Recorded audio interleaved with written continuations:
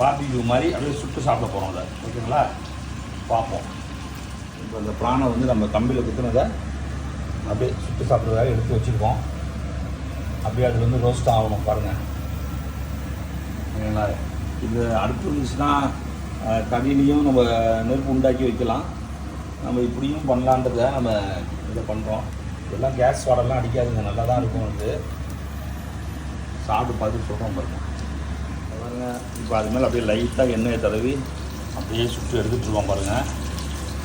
Barbecue ஸ்டைலில் prawn நம்ம PRAN ready பண்ணி நம்பிங்களா, அது அந்த பார்பிக்யூ ஸ்டைலில் வந்து ரெடி ஆகிடுச்சு. இப்போ தோசை தவாக்காக தோசை தவாண்டியோ வந்து அந்த எண்ணெயிலேயே போட்டு இருக்கான்னு அதுலேயும் போட்டுருக்கோம் பாருங்கள். இது வந்து கலர்லாம் இருக்காது, கலர் வந்து ரோஸ்டான கலர் மாதிரி தான் இருக்கும் சட்னி சிறப்பாக.